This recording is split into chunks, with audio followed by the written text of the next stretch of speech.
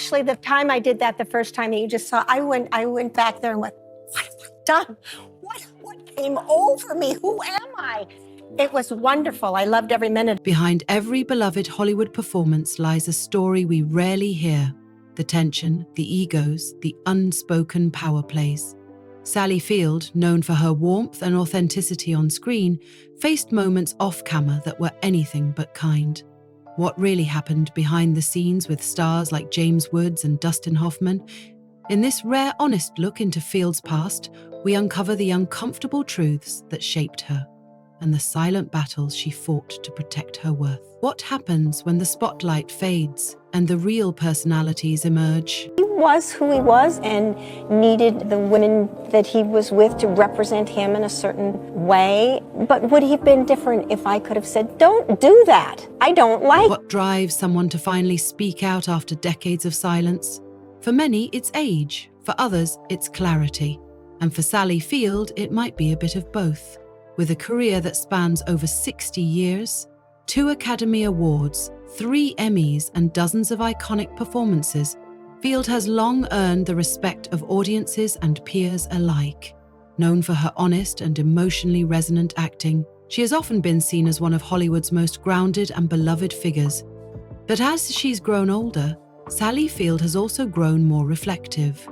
In recent years, through interviews and her memoir In Pieces, she has opened up about some of the more painful experiences that shaped her career and the people behind them. While the public saw her as confident and joyful, especially in her early years, Field has revealed that there were moments, both personal and professional, that left lasting marks. One of the most significant of those moments involved her well-known relationship with actor Burt Reynolds.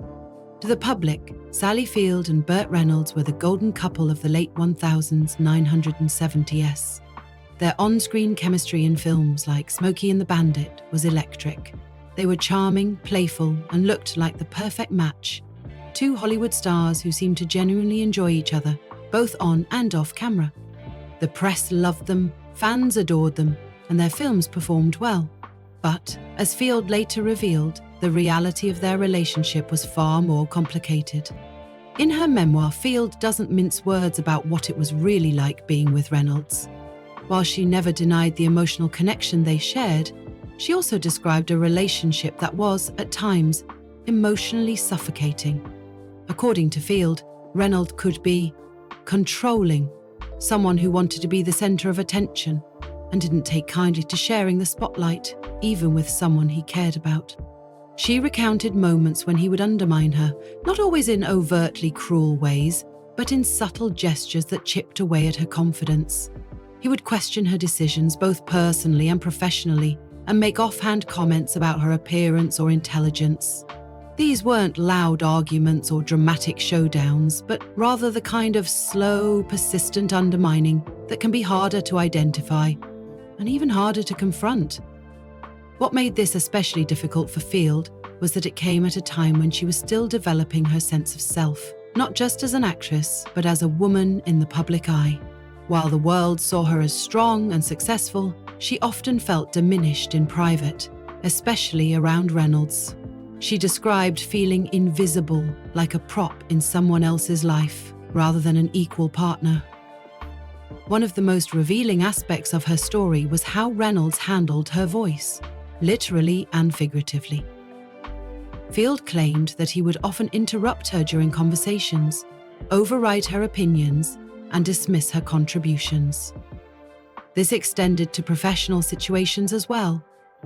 In interviews, he would speak on her behalf or make comments that seemed supportive on the surface, but carried a subtle edge. Field said it made her feel like she wasn't being truly heard or respected, even at a time when she was gaining recognition for her talent. Despite all of this, Field didn't paint Reynolds as a villain. In fact, she made it clear that she cared deeply for him, and at one point truly believed they could build a life together. There were moments of tenderness, moments where he was affectionate and charming, but those moments were often short-lived, quickly replaced by periods of distance or emotional withdrawal. According to Field, Reynolds had a way of using affection as a kind of reward and withdrawing it as a form of punishment. This emotional push and pull took a toll on her, Even at the height of her fame, Field said she often felt like she was living in someone else's shadow. And because Reynolds was such a beloved figure, funny, handsome, charismatic, few people believed that the private version of him could be so different from the public one. That duality left her isolated in ways that were hard to articulate at the time. In interviews, she has acknowledged that many people still struggle to reconcile the image of Reynolds they admired with the version she experienced in private. But Field stood by her account, not out of bitterness, but because she believes it's important to tell the full story, especially now that she has the perspective and distance to understand it more clearly. When Reynolds passed away in 2018, Field offered a short public statement expressing her sadness, saying he would always be in her heart.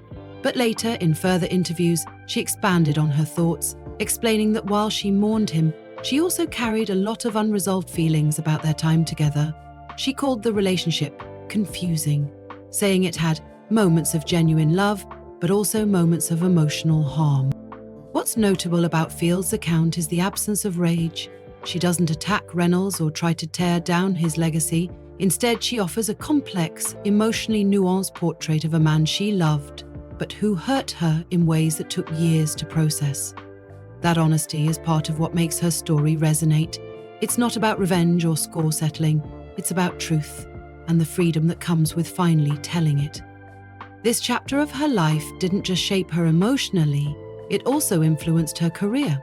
Field has said that it made her more cautious about the people she worked with and the relationships she allowed into her life. She became more guarded, more selective, and more attuned to the kinds of dynamics that could erode her sense of self. For anyone who has admired Field over the years, her willingness to share these experiences offers a deeper understanding of her resilience. It also challenges the idea that success in Hollywood, awards, fame, admiration, somehow protects people from being hurt. Field's story shows that emotional pain doesn't discriminate. It can happen to anyone, even those who seem to have it all. And perhaps that's part of the power in her decision to speak out. By sharing these difficult memories, she isn't just reflecting on her past, she's reclaiming it. She's reminding herself and others that being vulnerable isn't a weakness, it's a form of strength. Burt Reynolds may have been a larger-than-life figure in Hollywood, but in Sally Field's life, he was also a reminder that love, without respect, can do more harm than good. And while their relationship ended long ago, the lessons it taught her are still relevant, about boundaries, about self-worth, and about the importance of being seen for who you truly are. For Sally Field, that chapter may be closed, but the story it tells continues to matter, and it's just the beginning of a larger conversation, one that uncovers the more complicated side of an industry that often prefers its legends neat and untarnished. While some of Sally Field's most difficult memories came from personal relationships, others were shaped by professional encounters. Moments on set that left her feeling diminished, disrespected, or simply isolated. One such experience came during the making of the 1981 drama Backroads, where Field starred opposite Tommy Lee Jones.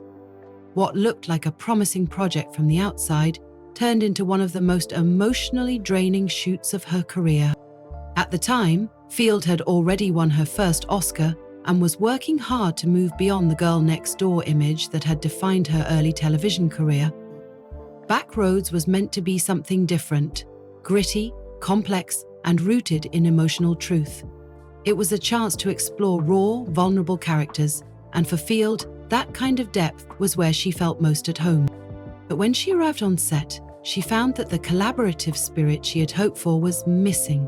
Tommy Lee Jones, her co-star, brought with him a level of emotional detachment that caught Field off guard. According to her later reflections, he was distant from the beginning. He wasn't unfriendly in the traditional sense, but he made little effort to connect. There was no warm-up, no casual conversation, no attempt to build rapport. Instead, she said, it felt like he had already decided how the dynamic between them would work, and it didn't include openness or partnership. Field recalled trying to bridge that emotional gap. She would ask questions during breaks, trying to build chemistry by discussing their characters' motivations or joking lightly to ease the mood. But Jones didn't respond. Sometimes he wouldn't even look at her. For Field, who thrived on emotional authenticity and connection, that kind of coldness made the work feel especially challenging. What made the situation even more difficult was that the film itself required emotional vulnerability. The characters were supposed to be two broken people, finding unlikely companionship in the midst of hardship. That type of story relies heavily on the relationship between the actors, not just their ability to deliver lines, but to trust each other, to feel safe taking emotional risks. But Field found herself doing that work alone. In her own words, "We were supposed to be falling in love on screen, but I was acting alone." The lack of chemistry didn't go unnoticed. When the film was released, critics pointed to a visible disconnect between the two leads. Reviews commented on the flatness of their dynamic, the way their scenes lacked the spark or tenderness the story seemed to demand. While the public didn't know the reasons behind it, Field did. What was missing on screen reflected what had been missing in real life: genuine engagement. Still, Field remained professional throughout filming. She hit her marks, did her work, and never spoke out publicly about the difficulties during production. It wasn't until years later, in interviews and conversations reflecting on her long career, that she gently revealed how emotionally isolated she had felt during Backroads. She didn't accuse Jones of misconduct, nor did she call him cruel. What she described instead was a kind of emotional wall, a refusal to connect that left her feeling invisible, even when she was giving her all. Field's experience with Jones wasn't dramatic in the traditional Hollywood sense. There were no explosive arguments or public disputes. Instead, it was something more subtle. A coldness that cut deeply in its own way. For an actress who built her career on empathy and emotional transparency, that kind of indifference could feel just as painful as outright hostility. It also taught her something important about the nature of acting and the demands it places on emotional availability. Field has said that she believes acting is about generosity. It's about giving, sharing, and trusting. And when that trust is missing, it becomes incredibly hard to do the work. That lesson, though difficult, helped shape how she approached future roles and co-stars. Tommy Lee Jones, known for his serious demeanor and no-nonsense approach to acting, has often been described by colleagues as intense and deeply private. For some, that works. For others, it can create tension. In this case, it left Field feeling more like a supporting prop than an equal partner. She never worked with him again. Years later, when asked about the experience, Field chose her words carefully. She didn't criticize him directly, but there was a coolness in her response that made it clear it hadn't been a pleasant memory. She didn't need to elaborate. Her silence said enough. This kind of experience isn't unique to Field, of course. Many actors have spoken about the emotional toll of working with co-stars who aren't interested in collaboration. But in Field's case, it stood out because of how much she values connection. Whether in drama or comedy, her strength has always been her ability to access and express complex feelings in a way that feels honest and human. When that energy isn't returned, it can make the work feel mechanical, something to endure rather than enjoy. And yet, Field never allowed these challenges to define her. She continued to take on demanding roles, to grow as an actress, and to build a reputation for professionalism and emotional depth. What the experience with Jones taught her, perhaps more than anything, was how much she valued respect and reciprocity. She wanted to work with people who saw her as an equal, not just in talent, but in spirit. In the years following Backroads, Field became even more selective about her projects and collaborators. Her performances in films like Places in the Heart and Norma Ray demonstrated not only her range, but her commitment to roles that allowed her to fully engage with the story, the character, and the people around her. She learned to recognize the red flags, to protect her emotional space, and to trust her instincts when something didn't feel right. Looking back, Field doesn't speak of resentment. If anything, her reflections on Jones are marked by a kind of quiet disappointment. Not because he was a bad actor, she's never questioned his talent, but because the opportunity to create something deeper was lost. And for someone like Field, who invests so much of herself in her work, that kind of missed connection can be especially hard to forget. Her story is a reminder that not all difficult experiences come with explosive headlines.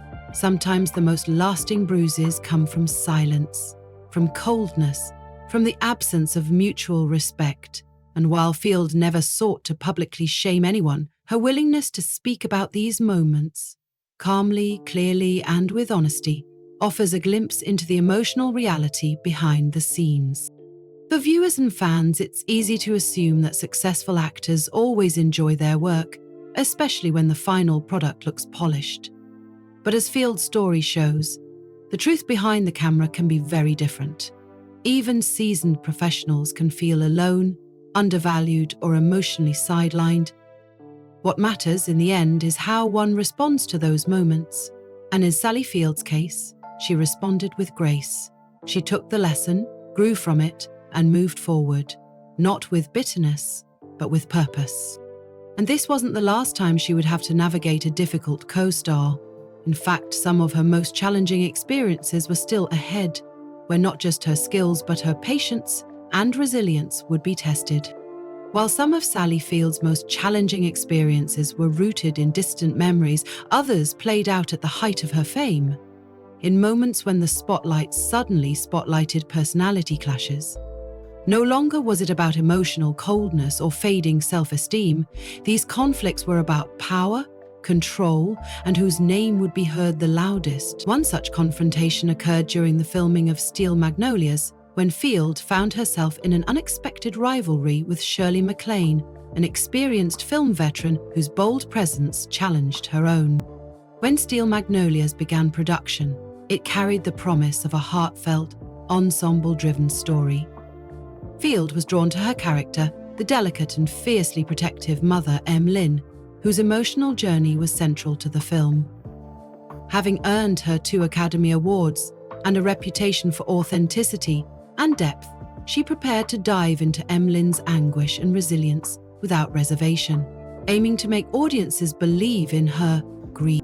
Shirley MacLaine, cast as the vivacious Southern belle, entered the production with her own considerable history, one of powerful performances, candid personality, and undeniable presence.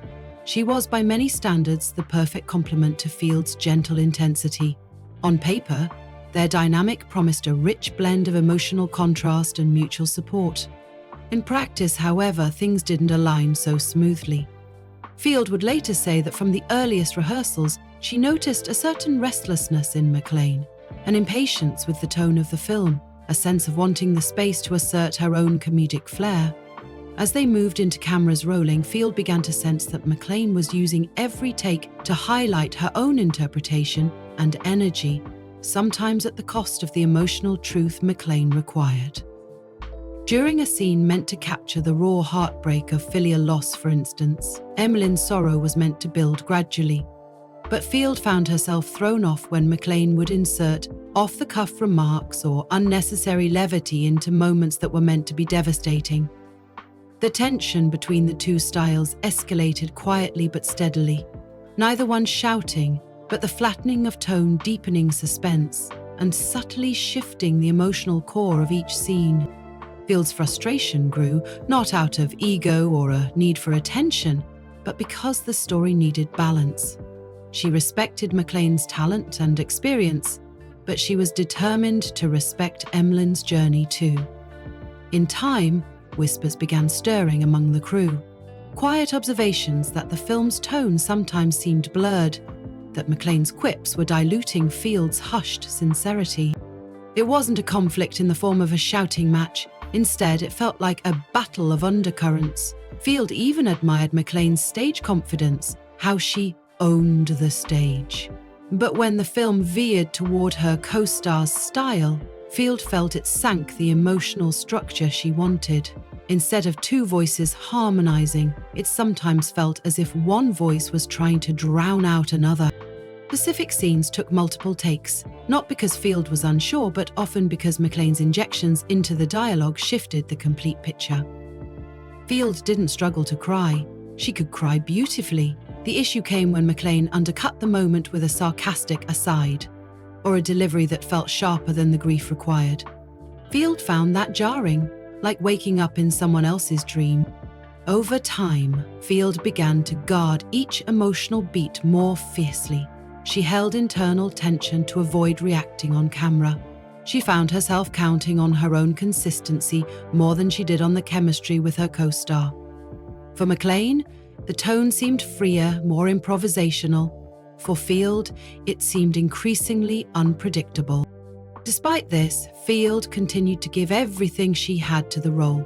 She trusted the director's vision and focused on crafting Emmeline's emotional arc with as much integrity as possible. But behind closed doors, she had to navigate a woman she once saw as a kindred spirit, yet who now embodied a form of dominance that didn't feel collaborative. Field described feeling mentally and emotionally drained afterward, less from grief than from guarding her own voice. Time passed, and eventually Steel Magnolias completed production. When the film premiered, Field's performance received praise for its heartfelt authenticity and MacLane's for her spiky charm. Some critics noted that the film's emotional dynamics were unusual, an almost uneven rhythm that somehow worked. Few, however, connected that to any on-set tension. Later, Field spoke about the experience in interviews, carefully and without bitterness. She didn't hold it against MacLane. She didn't refuse to film with ensemble casts or avoid emotionally demanding roles. Instead, she chose her words with thoughtfulness. Acknowledging that sometimes strong personalities collide when tackling complex material, she said that each actor brought their own strength to the film, but they didn't always align. As she reflected on the experience, Field emphasized that she saw the clash not as a mistake, but as a challenge. She learned that even on a project meant to reflect sisterhood and shared struggle, real people bring their own agendas. Moments when vulnerability, ego, and artistic impulse can pull in different directions. Her experience with MacLane deepened her understanding of balance in collaboration, how artistic tone needs to be held tenderly, and how, sometimes, that means speaking up, even when it could feel disruptive. The emotional labor of making Steel Magnolias showed Field what it means to protect your role, not in terms of lines or screen time, but in terms of tone and truth. She remembered how hard she had to work to carve out those spaces of vulnerability in each take, especially when she suspected those spaces might be breached. That experience also influenced how she communicated on future sets. Field said she became more willing to discuss tone and intention up front, to draw clearer lines around the emotional arc of a scene. She approached direction more directly, offering reminders like, "I need this to breathe here," or "I need to hold that moment." That willingness became a silent code, a way to guard the integrity of her work without creating confrontation. MacLane's presence remained a story of two skillful professionals whose intentions didn't always match. Field didn't regret it, but she didn't view it as a harmonious memory either. Instead, it became a reminder that ensemble work isn't just collective, it's delicate. For those who admire Steel Magnolias today, it's a film about female friendship, sorrow, and resilience. But for Field, it's also a case study in pacing, tone, trust, and the emotional terrain of collaboration. She learned that even well-intentioned tension could create something vivid on screen, but could also lean into imbalance if unchecked. In retrospect, Field recognized that what happened with MacLane illustrated a critical truth, that every actor brings more than performance to the set. They bring their voice, their method, and their desire to be heard. And when those voices diverge, the storytelling requires careful negotiation. Field's journey through that moment left her with sharper instincts. She continued to value ensemble casts, but also recognized the importance of alignment in tone and purpose. From that point on, she worked toward clearer communication before cameras started rolling. paid more attention to directorial shorthand, and fostered an environment of mutual respect. Ultimately, Field's experience during Steel Magnolia speaks to something universal in creative work: the need to protect your vision without undermining others. It's a balancing act she learned to navigate with more confidence, and a lesson that continued to shape her path in the years that followed. First came Kiss Me Goodbye, a romantic comedy with a whimsical premise that seemed perfect for Sally Field. She was cast opposite James Woods, an actor admired for his intensity and intelligence. On paper, their pairing held promise: Field's warmth and emotional honesty paired with Woods' electric energy. Instead, what unfolded behind the glitz was a series of power plays that cornered Field into defending her worth. From the beginning, Woods exhibited a dominant presence that unsettled the collaborative atmosphere. Instead of two actors working together to build chemistry, Field found herself on the defensive. Woods would challenge the script, the direction, and even her performance. His approach wasn't driven by a love of the craft, it was something more strategic, more ego-driven. He slotted himself into a position of control. During rehearsals, he would offer critiques on the script and trial his own alternatives without discussion. He saw fit to question the tone of a scene or the pacing, often interrupting the flow with a barrage of suggestions. He wielded big words and complex phrasing, not to elevate the work, but to assert intellectual dominance. Instead of inviting collaboration, he created a hierarchy, making Field feel smaller. Field tried to engage. She would respectfully consider his feedback, appreciate his input, and seek to co-create. But Woods wasn't interested in mutual exchange. His comments felt like tactical moves designed to evaluate her and to test whether she was up to par. In his presence, the set lost its playfulness. Instead of an environment conducive to creativity, conversations felt like verbal dueling sessions. What caught Field off guard was how this dynamic continued off-camera. Woods began remarking on her performance during breaks, suggesting she wasn't giving maximum effort or investment. These comments didn't come with suggestions or support. They felt like accusations, like hints that no matter how much she poured herself into the role, it wouldn't be enough. That sense of always being under scrutiny, always being challenged, wore her down more than any scene ever could. Field reflected later that what seemed like professional critique was really psychological wear and tear.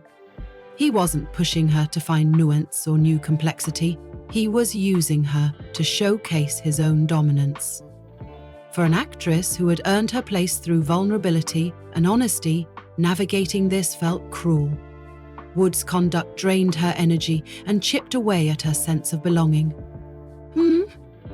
It wasn't a matter of pride. Field didn't see this as a fight she needed to win, but she felt the need to protect herself. As the shoot progressed, she became more deliberate in setting boundaries. Politely, firmly, she would respond to critique by saying, "Thank you for your perspective, I'll reflect on that." In private, she reminded herself of her worth, grounding herself in her filmography and her accomplishments. She refused to shrink. By the end of the production, Field said she walked away exhausted, but no longer bruised. She didn't lash out publicly or vilify Woods. Instead, she offered a quiet statement that allowed her to claim back her narrative. She recognized that she did her best work under adverse conditions, and that this experience reinforced something she already believed. Emotional intelligence and internal resolve matter as much as craft. Her experience with Woods crystallized one of her firmest convictions: no emotional sabotage in the name of brilliance. Reviewing her career choices afterward, she made sure her collaborators were people who valued collective creation over individual acclaim. Woods taught her a harsh lesson. Sometimes, what looks like intensity is just a spotlight hog disguised in the theatrical domain. Moving from a finished project to an early-stage audition sets a different stage. Actors assess each other for chemistry, directors gauge potential pairing. In Sally Field's case, an early 1980s chemistry test with Dustin Hoffman, another famously intense actor, left her surviving a moment of humiliation that she never forgot. The reading was for a film that never materialized, but the audition room still carried weight. Field showed up prepared to connect, to offer something honest and lively for Hoffman, to explore possibility. Instead, she encountered a man who assumed the role of judge before the reading even began. As soon as she entered the room, Hoffman appeared comfortable. Too comfortable. He cracked jokes with producers, made sly comments about the script, and set an atmosphere centered on himself. When Field began her lines, she found herself battling for presence. Hoffman interrupted, not gently, but with a tone that suggested her delivery was wrong, and he knew exactly how to correct it. Each interruption silenced her. He guided her performance within earshot of everyone in the room, not to build toward a better read, but to show that he had the vision, and so, perhaps, the permission to alter hers. That felt humiliating. It felt rude. It removed the chance for a genuine exchange. It was audition sabotage, not creative collaboration. Worst of all, Field later learned that Hoffman boasted about it. She heard reports that he told people his ability to derail the chemistry test was a calculation, that he was the smartest person in the room and knew that for the chemistry to work, he had to erase hers. She felt small, but not for lack of talent. She felt small because someone else wanted her to feel it. When she reflected on that experience, Field said it changed her internal narrative. Even now, she admitted, she wonders whether her audition style has changed because of that moment. If, somewhere, the sting has influenced her ability to open up to other auditions. She recognized that while she can't control other people's behavior, she could decide how to go forward. After that, she became more cautious in casting rooms, more attuned to power dynamics, and more determined to trust her instincts, her gut, about whether she would be respected in a role. She never worked with Hoffman afterwards. Not out of spite, but out of self-preservation. The encounter was a reminder: respect isn't optional. Collaboration cannot happen without mutual regard, and there is never shame in walking away. Between Woods and Hoffman lies a useful contrast. Woods confronted her with emotional manipulation during production. He forced her to stand up for her integrity on an active set. Hoffman, on the other hand, confronted her before any cameras were rolling, with his interruptions in a private audition space that shouldn't have been about ego. Both men shaped her understanding of workplace dynamics and shaped how she would navigate them in the future. In recounting these experiences, Field is not setting out to shame anyone. Instead, she is naming moments in her life and in her profession that forced her to strengthen her sense of self-worth. Now, at 78, with decades of reflection behind her, she speaks about these incidents with a calm firmness. She acknowledges that the industry has long had a reputation for testy power plays and emotional brinkmanship, but she also believes things are beginning to shift toward healthier collaboration, more empathy, clearer boundaries. She's honest about how those experiences stayed with her. The wounds were real, even if unseen, yet they also brought clarity. From that point forward, she vowed not to tolerate psychological games, no matter who the other actor might be. She focused on surrounding herself with collaborators who made creativity possible without cost to her self-worth. What emerges from this final chapter is not a tale of old grudges, but a portrait of evolution. An artist who learned, adapted, and found dignity in speaking her truth. From the bandit to the bitter rivalries, from the ego storms to the hidden auditions, Field's story is a mosaic of human interaction, power, and decision-making. And through it all, what stands out isn't bitterness, it's growth. It's a choice. It's the quiet courage of an actress who, in sharing her missteps, hopes audiences will consider the importance of respect in all creative partnerships. These encounters didn't define Sally Field's career, they refined it. And in telling them, she offers both a behind-the-scenes look at Hollywood and a reminder. Sometimes the moments that hurt the most